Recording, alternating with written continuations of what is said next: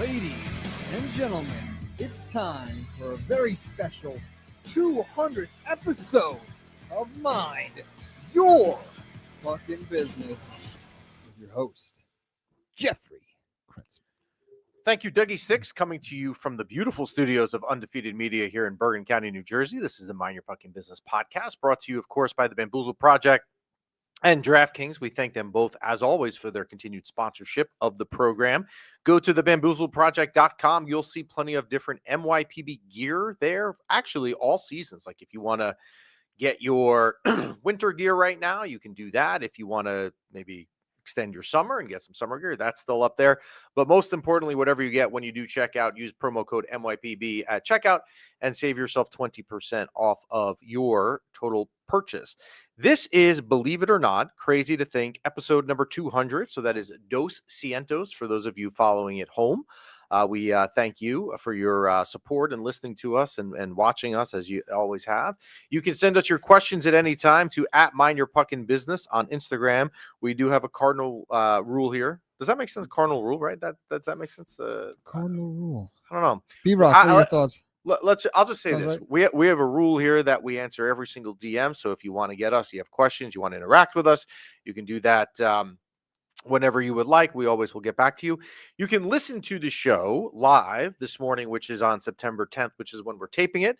You can listen to it live on YouTube and Instagram and interact with us throughout the show. We do tend to take some comments during the show as well. Or if you're not able to join us this morning when we're taping, you can stream it at any time at your convenience on Spotify and iTunes and anywhere else you get your podcast. You have no excuse not to Everywhere. to find us. So this is the 200th episode. I feel like I am a little bit redundant because last week we kicked off episode, this is the 6th season. And as I always do in the beginning of a season, I always kind of say some thank you. So I'm going to do it again because it's the 200th, the way it fell. Again, it's crazy to think that 5 years after we started show number 1, we're still here. If you go back and you want some comedic relief in your day, go on YouTube and watch our first episode. Look at how we were set up because it was the height of COVID. No, it was the height of COVID. And we were told, if you remember, that to do these things, we had to, follow certain protocols because it's going to be broadcast and stuff like that. So if you want humor in your day today. We didn't start pre-COVID? No, we started. Like we switched to this because COVID regulations. We started in August of 2020. Like we were like right in front of each other. But everything was set up a little bit different. Yeah. If you go and you look at like the first ever promo commercial we did before we ever even had episode 1, there's such good like COVID stuff in there that you look back at it and you're like, wow. But anyway, it's crazy to think that was 5 years ago. It's crazy to think that 5 years ago we're still here and we're only here because you guys are here. So we thank you for that. And hopefully there are some big things ahead for the next 100 shows as well as we start the trek now for 300.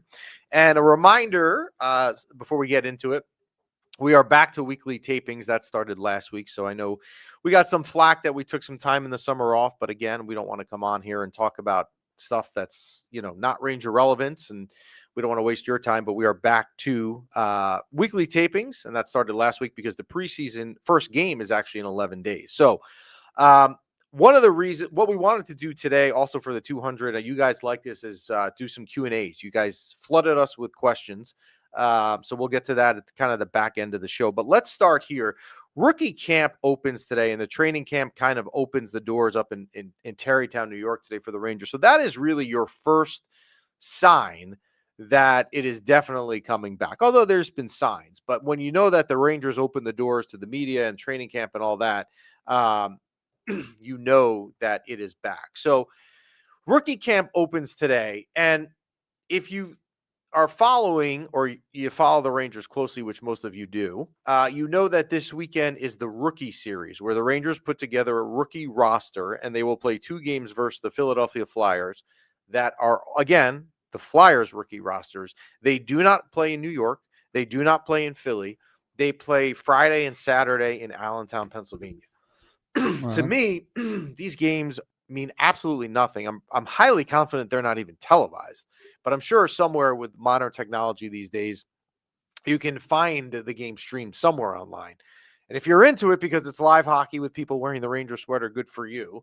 I wouldn't base your weekend. I think Friday night is 7:05 and Saturday's 5:05. Like I debated on Saturday, do I drive out to Allentown for a game, for the game? But I'm like, what am I doing that for? That doesn't seem to make sense. But if you want reasons to watch and like what would you drive out there for? Well, if you look at the roster that the Rangers released of the players that they're sending there is a massive plethora of players that I have no interest in watching.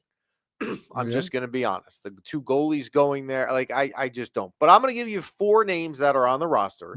If you want to get into the Ranger Flyers rookie series, like if it means a lot to you, which is fine. I'm not being negative. I'm just saying if you want to get into it this weekend because it's live hockey, I'm going to give you the 4 names you should watch that are playing. That is Gabe Perreault, Brennan Othman, Adam Sikora, and Scott Morrow. Now, the reason that those 4 are the 4 names that I would recommend that you watch is because those, to me, when I look at the list of the players that are playing, are the 4 highest likelihood names that maybe they play at the NHL level with the Rangers at some point this season. That doesn't mean that all 4 of them will start the season with the Rangers, and I don't think they will. There may be 1 or 2 I could mention of those 4, but I do think there's a chance that of those 4, by the end of the season, you may have seen all 4 up on Broadway. So that will give you something to watch this weekend. A lot of people the last day or 2 since they put out the rookie rosters have been asking me if I'm going to Allentown to watch these games. Again, I said this last year when I went to the preseason game versus the Islanders where I left when they were losing 6-1 in the third and came back and win. I don't care if this team wins or loses in the preseason, and I certainly don't care if they win or lose in a rookie series. But if I'm around, I'll watch. I'll check the score at some point. I'll look for some highlights. You also would expect, well, I don't want to say expect. Expect is not the right word. And Chris will like this, who I see is in the comments. I'm not putting a ton of stock in the rookie series at all. But I would like to think that if Gabe Perreault is what Gabe Perreault is, and I did see him listed somewhere this morning in the top 25 of all NHL prospects out there, that I'd like to see Gabe Perreault do something if he's playing against rookie competition of the Flyers. Just me saying, but I'm not going to lose my mind or get worried if he doesn't. I'm just saying that I would like to see that. Speaking of the youth, we talked about last week, and one thing that we're doing, a lot of you have asked for, like, my Ranger prediction. Where are they going to finish? Are they going to make the playoffs? Are they going to make the cup? I'm not saying any of that for a couple weeks. So we're going to take Ranger topics that kind of lead into a couple of weeks from now, and I'll give you the prediction. I know what it's going to be. I'm not going to sit here and say it on September 10th, also before training camp opens or the day that training camp opens. But to me, one of the things that I said, and I said this last week, and I said this on Monday night on a podcast that I was a guest on, speaking of youth, is that there is a disparity to me between the top 6 right now and the bottom 6. The top 6 is always obviously going to be more talented than your bottom 6. But the bottom 6, to me, if you look at teams that win the Stanley Cup, their bottom 6 because their bottom 6 plays the role of the bottom 6 very well. I am concerned about the lack of ability to do that within the bottom 6. So for some of these youth that are playing this weekend in Allentown, I would like to maybe see certain things that would make me feel a little bit better about one of the areas that I've continuously identified, which is the bottom 6. So, and as Chris is saying, we'll pull up his comment because I knew he was going to do it. It is a terrible sign if untouchable can't dominate kids. And what Chris is referring to is what I just said in Gabe Perreault. However, if Gabe Perreault ends this weekend with no points or 1 point or 2, does that mean that Gabe Perreault is a problem and is overrated? Absolutely not. That is ridiculous. And also, I will say, on the other hand, if Gabe Perreault leaves Allentown with 7 points this weekend, it doesn't mean that he's guaranteed to be the stud that we're all hoping he's going to be either. So, absolutely. Last week, I got called out, so I'm going to do it. I'm going to mention. No, it's fine. And that is that I didn't really talk enough about one of the major changes that has happened since last season, and that is Mike Sullivan coming in here. I did briefly address it. I mean, look, if you're going to evaluate any sports team, the coach is important, particularly when it is a new coach. So the question that I have for you, people that are watching and the people on Instagram and all that stuff, and people that stream us, you can send us your answer to this question, because I think I've decided my answer here, but I'm curious on this with Mike Sullivan. Mm-hmm.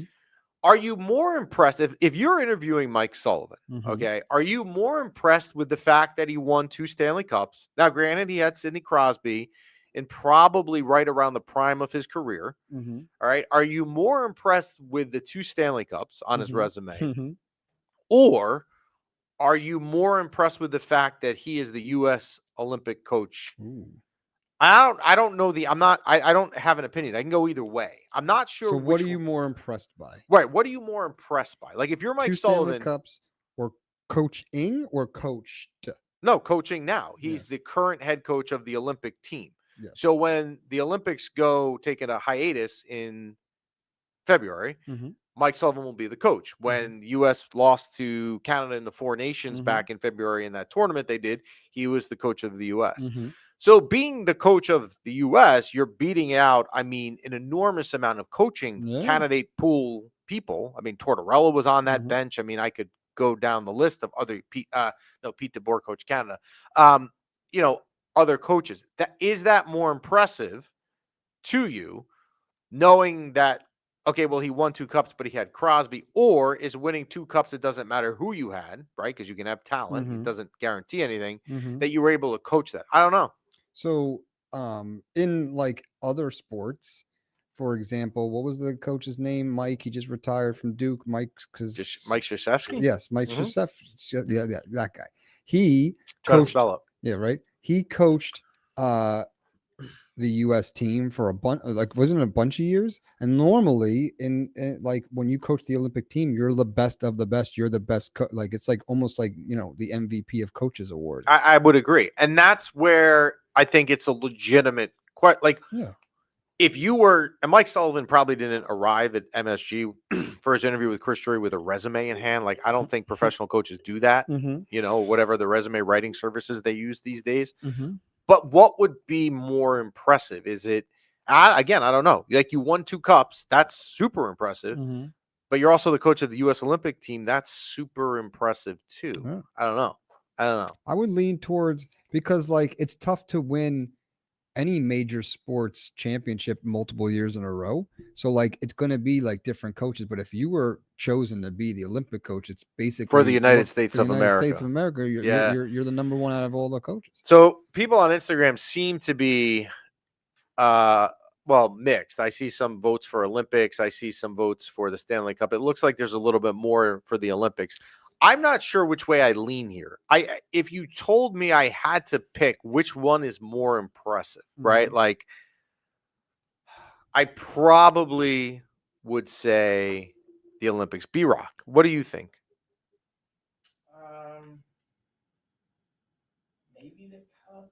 The cup, yeah. So there's the thing is, if you're putting people next to each other, yes, it's impressive that he's the Olympic team coach, but that is a different type of coaching with a different type of talent, and it's more lighthearted and fun than being able to operate and manage a team for a full season and win a Stanley Cup. I feel like it's 2 different skill sets. Yeah, it's 2 different, and they're 2 super important skill sets. I don't think there's one more than you're handed the best talent, and you're like, go ahead and win. Whereas the Stanley Cup, you got to manage egos for a whole season and blah, blah, blah, blah, blah. Neither are easy. Yes. So, but they're both super impressive. I just don't know which one is more impressive. Well, we got that guy. Yeah. Let's go to what you guys want, and that is your viewer questions that you guys submitted. So what we're going to do here, and I'm sure Chris is going to love this in the comments, is we're going to I try to get as many in as we could. We cannot get them all in, or we'll be here forever. And that's not fair to you. So what I did was I condensed similar questions into one question to try and get similar topics in. Nice. So let's start here.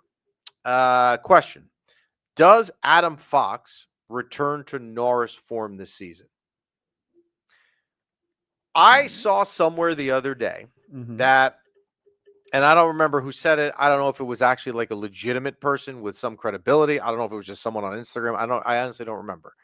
But they had said, and I thought it was interesting about the Norris Trophy discussion, is that Cale Makar in Colorado basically has it on lockdown for years ahead. I think there's probably an argument to make that there is a decent chance that is true. Mm-hmm. However, even if Makar wins the Norris, if Adam Fox has a year that's worthy to be in the discussion of even winning the award, you would settle for it, because him winning the award, I don't really give a crap about. I want his stats to be good enough that he's nominated. Mm-hmm.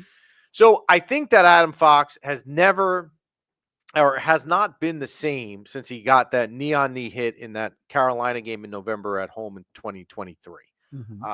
He just has not been the same player to me. It doesn't mean that he has had an awful year. I was on a podcast the other night, and someone brought up a good point, which was, look, Adam Fox last year, I think it was the Rangers Ed guys that said it. It may have been, it was either Coach or PJ. It may have been PJ actually, who said, look, Adam Fox didn't have an Adam Fox like year last year comparatively, but it doesn't mean he had a bad year. And if you look at his stats, I do believe, without looking at them, and I should be prepared for this, and I'm not, I believe he had either 55 or 60 points. I mean, he still had a decent year, but he has not looked the same to me since then. One thing that will be different here for Adam Fox, and for that matter, everybody on this team, is they're going to have have had a super long offseason. So if there is lingering injuries, they've had a chance to kind of hopefully spend some time and rectify and fix that. Mm-hmm. You would hope, Yeah. for sure. I also think with Adam Fox, having a steady partner in their free agent signing of Vladimir Gavrikov is going to help. Vladimir Gavrikov, of course, plays the left. Fox plays the right. So barring any injuries or anything crazy happening, and you hope that doesn't happen, at least he will have a steady partnership with a player. And also, their games do complement each other very well. Gavrikov has some offensive ability.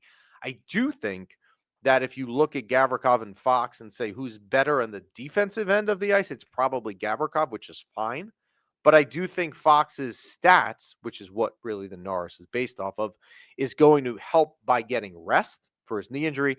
It's also been rumored, I believe it was either Ryan, I think it was Ryan Whitney on Split and Chicklets, who said he's been hearing that Fox has been hitting the gym like crazy and he's coming back in the best shape. So let's hope that that's true, because that would certainly help that point if you think he's going to get back to Norris form. Next question. Should Mika Zibanejad, and we took this last week, but I'm going to take it again here in case you missed it, and that is Mika Zibanejad, should he start the season as wing for JT Miller, or should he center his own line? So my thought here on line combinations, I say this, if this is the 200th episode, I might have said this, I don't know, 117 times by now. I'll say it again in case you missed it. Line combinations are never set in stone.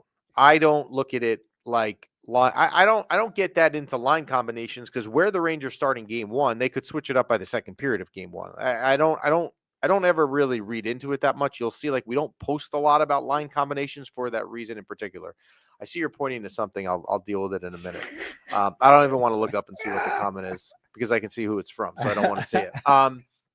But I think, and Mike Sullivan did allude through Dan Rosen to this, which is that it sounds like he's going to start the season at wing, which is, if I had to pick where I would go, because that is at the back end of the year when JT Miller was here, Mika definitely had more success on the wing than he did the center.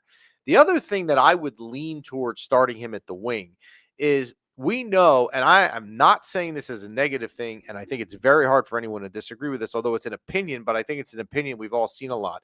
Mika is a very mental player. Like, things get on him, and you can tell when they get on him. I would think playing the wing for JT Miller, there is way less pressure mentally to produce than if you center your own line. And I think for him, being a guy that always seems so mental, I probably would lean towards starting him on the wing. Nice.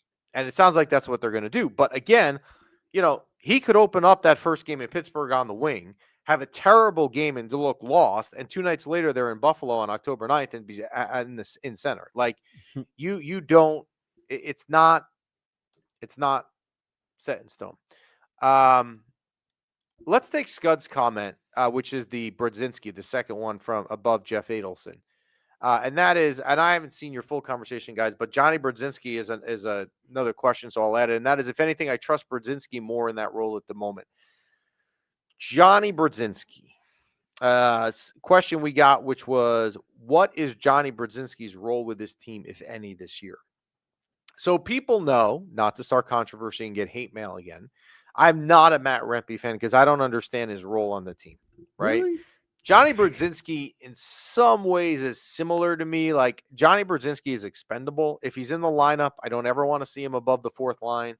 I guess he's okay in that role. He doesn't excite me. If you told me anyone else was taking his spot and Johnny Brodzinski was healthy scratch for someone, I'm never going to have a problem with it. So I'm not Brodzinski's okay, but Johnny Brodzinski is also, like when I talked about earlier, where the concerns with the bottom six, Johnny Brodzinski filling a hole in the bottom six doesn't really make me feel like the hole has been filled, if you know what I'm saying. Mm-hmm. So, all right, Chris, if you're listening, this is for you.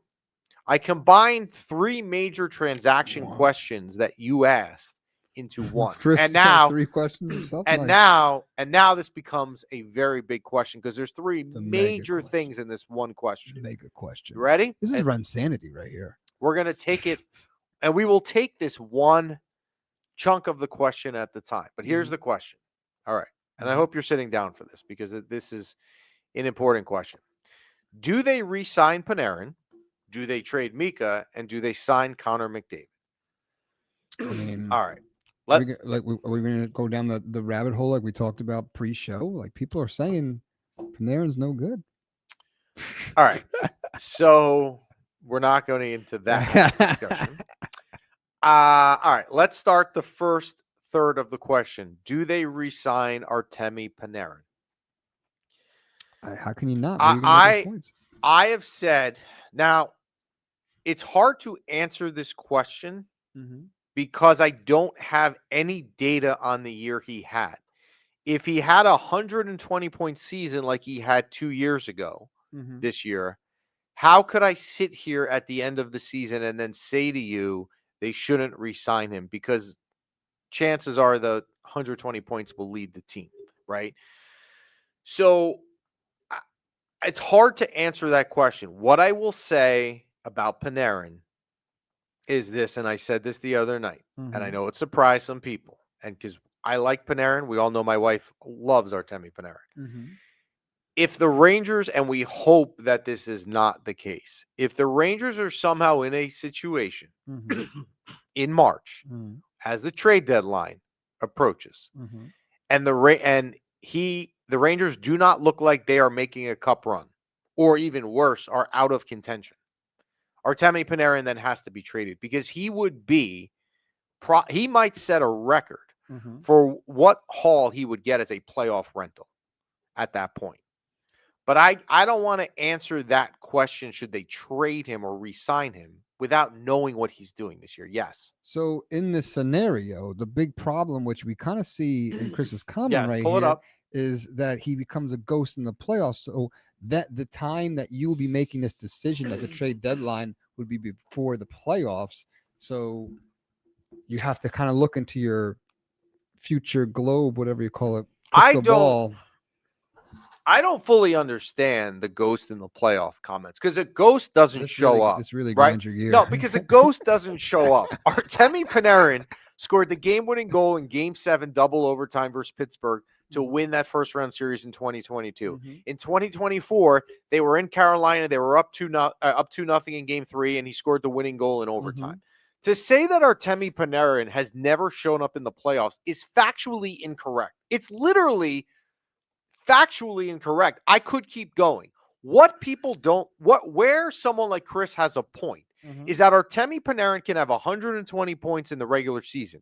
Is he producing at that same rate historically in the playoffs? No, he is not. But to say that he is a ghost is factually incorrect. A ghost never shows up. I don't know he's there. How did I get past the Pittsburgh series? How did I get that win in Game Carolina, which they needed because they then sucked in Game 4 and Game 5 until Kreider had the hat trick in Game 6? Playoffs are also a different beast. So in the regular season, you're playing worse teams. You're facing different packages in the playoffs.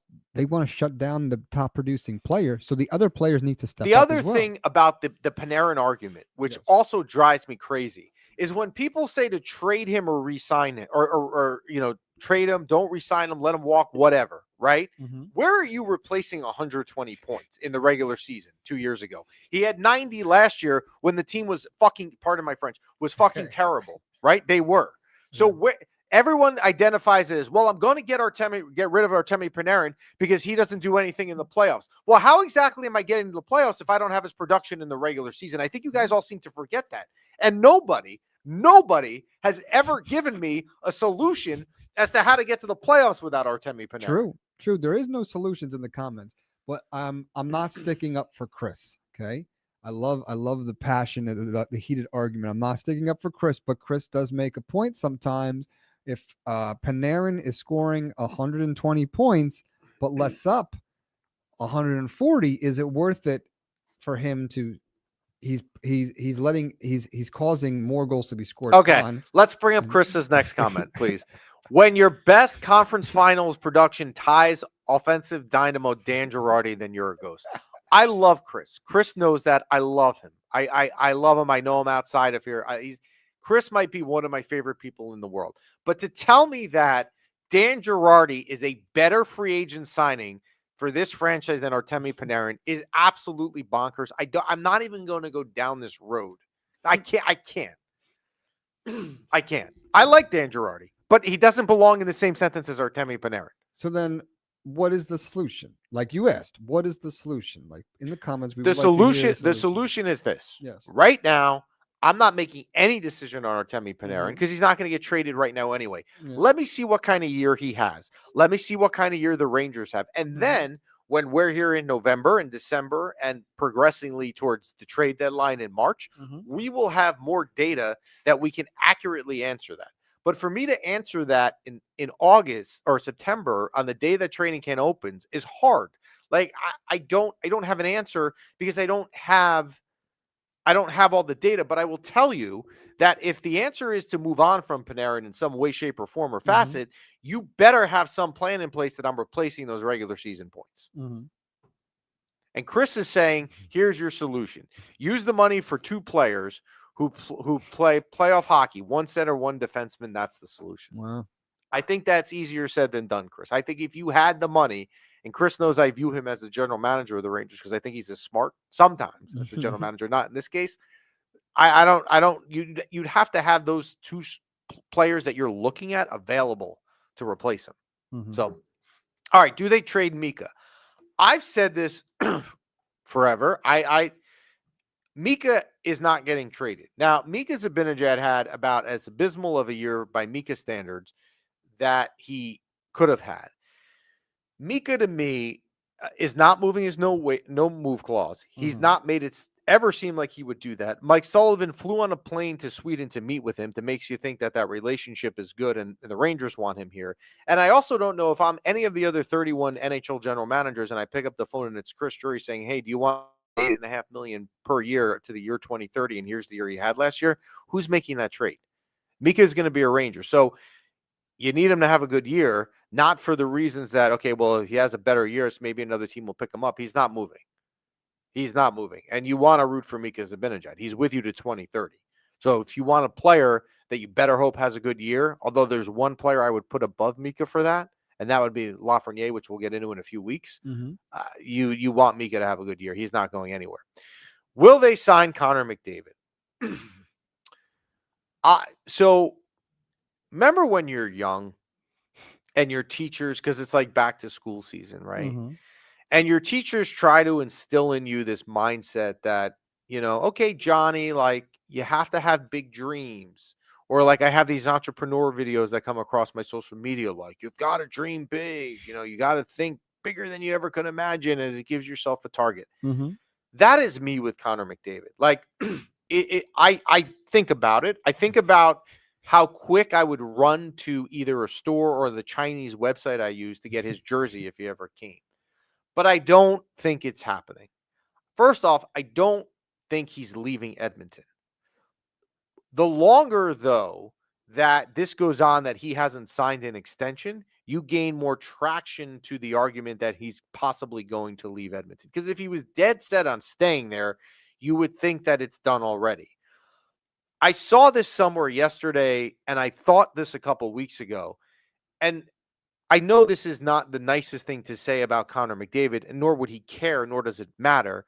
But when he's so bad with the media that, like, when they ask him these questions about his contract, he just seems like he has no idea what's going on. Like, he doesn't know how to handle anything. So does that mean that he doesn't know what he's doing in the sense that he actually really might leave? Or is he know what he's doing and he just doesn't know how to verbally say it? Like, I don't know, but I don't think he leaves Edmonton to begin with. Now, if he does leave Edmonton, I have heard that the two most likely destinations that would be in play would be two original six teams, one being the Toronto Maple Leafs and the other being the New York Rangers. We all know which one I would root for. I have also seen in the last day, I saw the most ridiculous mock trade with Connor McDavid. It was like the Rangers get Connor McDavid and Darnell Nurse, and they give up Igor Shesterkin, Lafreniere, 7 first-round picks. Why would you acquire Connor McDavid if you got rid of your goalie? What True. good does that do? And based on that, 7 other people, I feel like out of all the players and on any team, I feel like that'd be the most even trade. McDavid for Shesterkin. But Connor McDavid, if you were Connor McDavid, and this has been said in plenty of places, if your argument for Connor McDavid is I'm leaving, it's that you've never gotten me a goalie that can win in the playoffs. It happens every year. True. And you're not happy with the players that have been built around him. True. So there's no goalie. So here, why is he going to go anywhere? And Toronto doesn't really have a goalie either. So if you're looking at what is your best selling point, if Connor McDavid ever does reach free agency, and you were the New York Rangers, and you're Chris Drury, and you're meeting with him and his agent and his wife, who's the first person you want in that meeting? Igor Shesterkin, because that's where I'm different. That's my point of differentiation. That's my USP, my unique selling proposition, is the fact that the Rangers have Connor McDavid. True, but I don't think he's ever getting to that point. I don't. But like I said, as your teachers tell you when you're young, you can dream. Right? You're allowed to have a dream, but does that dream translate into reality? Probably not. Probably not. Another question, and we're going to take 3 more questions real quick. Who from this current Ranger team, not just U.S., makes the Olympics for their respective country? So U.S., I would say JT Miller, Adam Fox, and Trocheck. I don't know that we've gotten an update if Russia was going to be in it, but if Russia's in it, you would think Shesterkin, and then you'd have Vasilevsky there as well for Russia. Panarin as well. Yeah, Panarin. I that would be one for sure. Wow. He doesn't suck. Stop with this nonsense. Who's on Canada? Who am I forgetting? Russia's out. No, they're saying Chris is saying Russia's out, so there goes that argument. So then I think it's just a U.S. team. Am I forgetting anyone that would be on Canada from the U.S.? I think you would just have those U.S. players, which would be Trocheck, Miller, and Fox. Oh, Zibanejad would be on Sweden. I'm sorry. Zibanejad would be on Sweden, 100%. I think that's it. Lafreniere's not making it. It was the same players that were out last year. Yeah, it's the same. You would get a repeat of that, 100%. Did the Rangers have anyone on the Finland team? Why am I drawing a blank? Like, I'm thinking maybe they had a defenseman on. We need the people in the comments to help us out. No, Mikkel he's still in Florida, I think, right?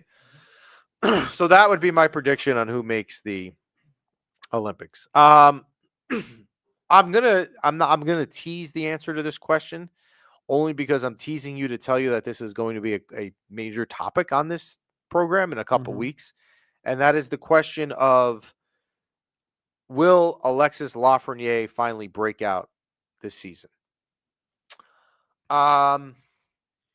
He better. That's all I'm saying. That is the only. is this a make or break for season for him? Like, if he doesn't Alexis perform, you want him Lafreniere, out. yes, You want yes, him out of yes. here. We don't have the time So it's today. like a Kako situation. No, don't say that. You'll get me in trouble because I got there are clips of me that go around when I said that. I'm funny you remember that. And Chris is like the one that created the clips, and I get it sent to me every once in a while what I said 3 years ago, and I can't stand it. So I'm not going down like that road specifically. Okay. However, I am going down the road that in a couple weeks this topic is going to be talked about. 100%. Mm-hmm. All right, last question. Viewer questions that you guys sent in.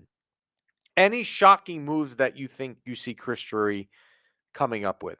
No. What you see today on Wednesday, September 10th is highly likely your personnel pool on October 7th when they open the season versus Pittsburgh. I would be stunned. Actually, not even just in a Ranger sense, it's in the league sense. If you saw any major trade between now and opening night, I highly doubt that would happen. Mm-hmm. But Agreed. yes, I think what you see right now is what you're going to get. So take it or leave it. Yeah. So we tried to get as many of your questions in, guys and gals. I apologize, but we condensed some of them too to try and get them away. Chris's point before we switch gears, which is get Laugh away from Panera and put him with JT and Mika. I don't hate that idea. I don't hate it. Hey, you know what? See, Chris and I can agree on something. We disagree. We disagree a lot, obviously, although I love the guy. But that one is one that I would agree with. So we shall see. So Ranger rookie series this weekend in Allentown, 7:00 on Friday night versus the Flyers rookie. I think it's 5:05 on Saturday. If anyone's going, you can let me know how it is. I'm highly unlikely going. I would have to have we'd have to have a Saturday in my house, which never happens, where we had nothing that would make me drive 2 hours to go watch the Ranger rookies. I know, and there's a part of it that's exciting because you haven't had live hockey in 5 months. Mm-hmm. It's the longest Ranger off season in a long time, so you're really itching for it to be back. But driving to Allentown to watch a bunch of rookies, it might not be really hockey. it might be extreme. Mm-hmm. Talk about extreme. Yeah. Switching gears. NFL Week 1. Extreme. Before I get to what I am pissed off about, did you watch? Well, did you go to the Jet game? No, I didn't go to any games yet. Yeah. Okay. Well, you usually go. But we can blend in last gear into the switching gears. You say you're itching for more hockey and you want to go to the game, right? So, but it's not worth going to 2 hours, right? I feel the same way about NFL preseason, but I want to watch at least the first game before I even decide to go to a game. I'm already we're already throwing in the towel. It's already the first game, the first week has happened, and it's already this is the product we're putting on the field. So I watched, and I'm glad it's not on video. And my daughter in particular would be the one that would do this. Mm-hmm.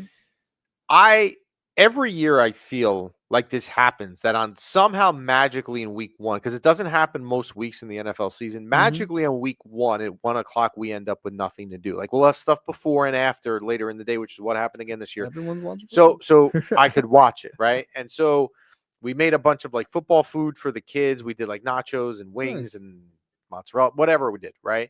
And I said to them, watch how long it takes me to be angry. And by 1:16, my daughter had to leave the room because she was laughing at me and get going nuts. What were you watching? The Jet game. I was watching. I didn't watch the Giant game. That was a pretty good game. And yes, Chris, we also had leftover pizza. And Chris knows the story of my house the night before. If anyone needs pizza, by the way, yeah. If you come to my house, I will give you free pizza today. Wow. If you're in the Bergen County area, send me a DM or Rockland County. I live 2 minutes from Rockland County. I'll give you free dinner easily. You just take it and leave. I'm not wanting anything in return. But the Jet game. So I'm you were angry by 1:15? I feel like it was a good back and forth. No, I was angry because they came down I was angry because the first drive that they came down, Rodgers threw a touchdown. That's why I was angry. Okay. Now, the fourth quarter, it's close, it's back and forth. Mm-hmm. I said to my wife, yes, why am I watching this? I've seen this book a million times. I know how this book ends. I know how this movie is going to end. And yet I'm sitting here watching it, thinking it's going to be different when I know it's not going to be different. I know.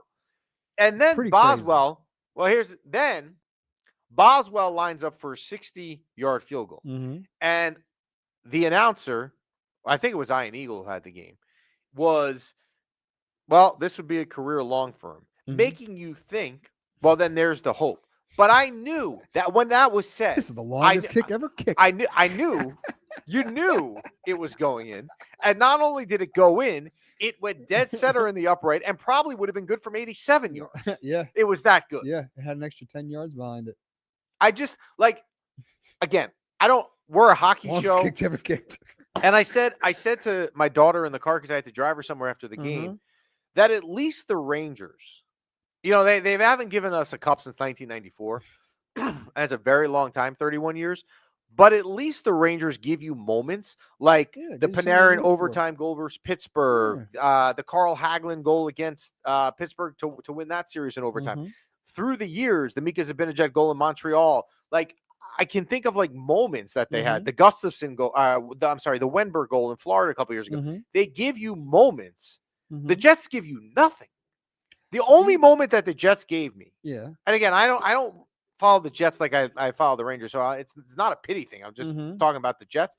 The only thing that I can think of in the last 12 years that could compare was, because that was the last time they haven't been in the playoffs in 15 years. So I said to my kids the other day, like, guys, the Jets have been so bad that in your entire life, and my daughter's now in high school, okay? So in her entire life, the Jets have never made the playoffs. Think about that. There's kids in high school that in their entire time on this planet, the Jets have never made the playoffs. That's but sad.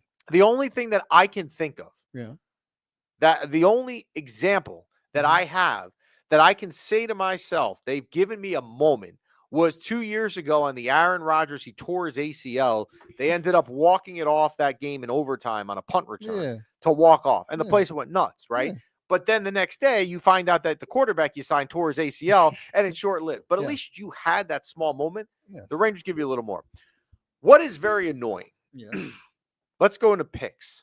I know you don't, and I don't say this negatively about you. I know you don't go back and say, like, how do we do in picks? But when I tell you what happened with us with picks, it's just so damn annoying. Let me tell you our record first, and then I'm going to tell you what happened. Okay. We were 1-4. We had the Jets plus 2.5. That hit. They lost by 2, so we barely covered. The rest of it is an absolute disaster, but so close. We had the Saints plus 6.5 at home. They lost 20-13. We missed it by half a point. We had the Falcons plus 2.5 at home. They lost 23-20. We missed it by half a point. We had the Bills minus 1.5 at home. They won 41-40. We missed it by half a point. Wow. That is 3 games we lost. Now, give Vegas credit because they were dead on the spreads, obviously, this week. We lost 3 games by less than a point. That's crazy. Then, the 4th game, we had the Seahawks plus 2.5. They lost by 4. We missed it by 1.5. That's crazy. We were right. I mean, we were literally right on it that you would think it should be 2-3 or 3-2. We were 1-4. In a weird, in a weird way, if you put all the points together, we were within a touchdown. No, we were in less than a touchdown. We were a field goal away from winning that. Yeah, we were I mean, it's annoying. Yeah. Because we were within half a point on 3 losses. Yeah. How is that possible? It's nuts. That's absolutely nuts. So like we weren't far off. We were right, kind of. We were right, kind of. But we got hosed in 3 of the games. And the 4th game, we missed it by 1.5 points. That's never happened. Of those, did we pick the right winner, but the spread hurt us? We picked the right winner on one. Well, we only had the favorite in one of them, and that we did, the Bills. We had the Bills minus 1.5. They won, but they won by 1. Which was a crazy game. That's crazy. Those are the heartbreakers. By the way, it's funny how many people, when the Bills win now, write to me about my wife because they know she likes the Bills. Like, oh my God, was your wife going crazy? Like, no, she's not. That was a crazy game. It was. It was a crazy game. And the Bills now play the Jets this weekend. So be that crazy, don't worry. So we'll see. We'll see if my wife trash talks in the house. So unlikely. Yes, there might be. It might. I don't like to say the C word, curse. I don't. But like they might, because like, for example, like it's usual Jets fashion. They do all right, and then something stupid happens at the end of the game. there might be some type of coach. Whereas the Giants, like they just normally you have hope at the beginning of the season. All right, it's gonna be different. Everyone, not even. no one's falling for that trick. Everyone's already calling for Dart to replace Wilson the first week. I'm not even touching the Giants. I didn't watch it. Everything I hear and what I saw is terrible. I'm not even touching it. But let's touch week 2 picks, and hopefully we do better. I have the Lions -5.5 at home versus the Bears. To me, the Lions need to respond after losing week 1. They're playing a Bears team that is not that good. I don't know if Minnesota was just playing with them the other night.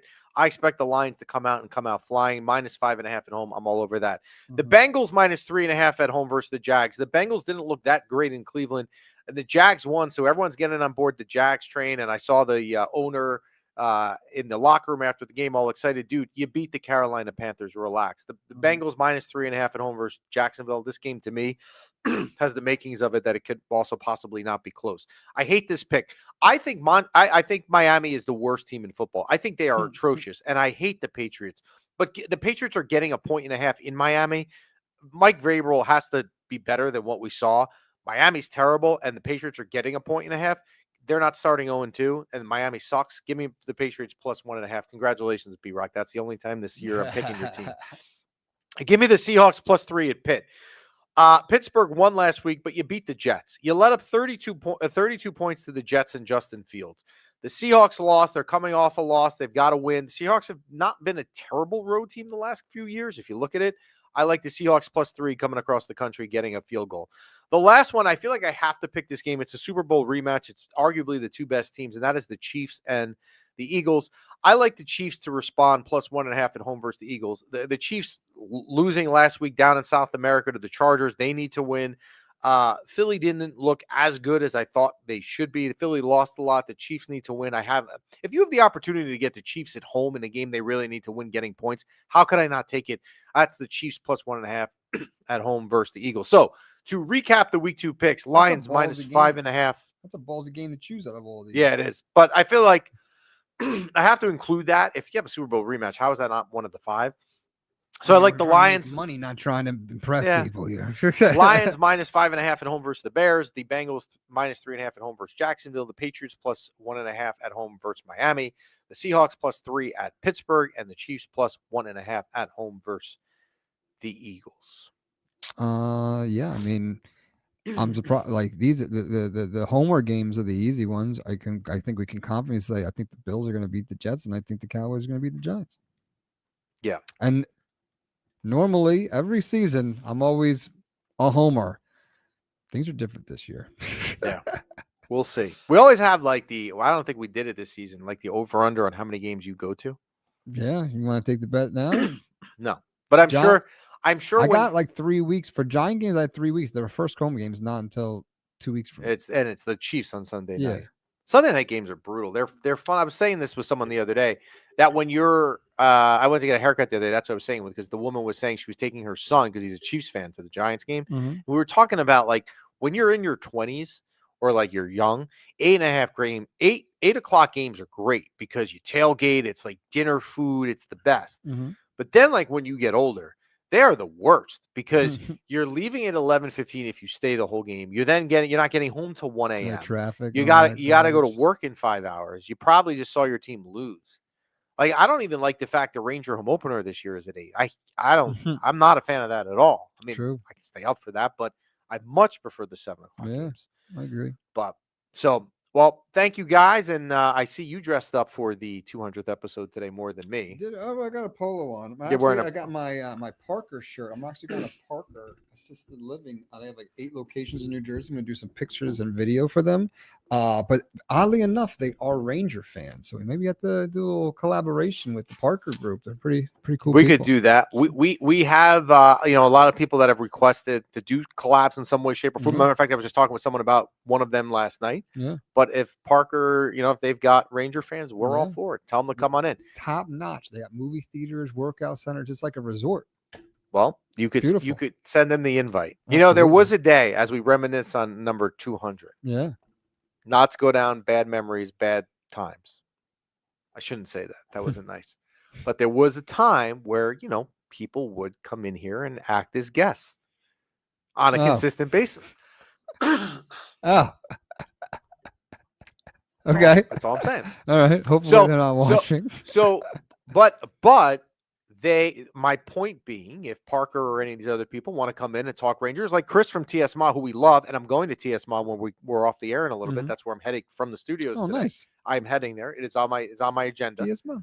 When Chris came in here and previewed the Ranger Penguin playoff series, Yeah. which, by the way, Panarin had the overtime winner, hint, from earlier in the show, if you were paying attention to that. But yeah, they can come in. They know where we live. We love to talk Rangers with anyone. Absolutely. And I tell you, the week that I've spent kind of being the host on a guest on some other Ranger platforms, I'll talk hockey with anyone. I promise. That is it for us today. We thank the Bamboozle Project and DraftKings for sponsoring the program as they always do. Go to thebamboozleproject.com. Use promo code MYPB. Save yourself 20% off your entire order on the platform. There is winter gear as we start to shift the seasons. There is still summer gear up there as well. You So can still get your bikinis. Yeah. And now Chris, who's complaining that I didn't invite anyone to lunch. Chris, just as a reminder, I offered anyone who's listening free dinner tonight if they come pick it up. If you want free pizza, just send us a DM. I am dead serious. If you live in Bergen County or Rockland County and you want free pizza tonight, seriously, DM me. I will give it to you. So you don't need free lunch, Chris. I'm giving you free dinner. So we thank you. 200 episodes again. This is all because of you guys that tune in. We thank you. We really appreciate it. Ranger Rookie Series this weekend. We are 11 days away from the preseason opener at the Devils. We are inching closer to Ranger season, and we will talk to you next week.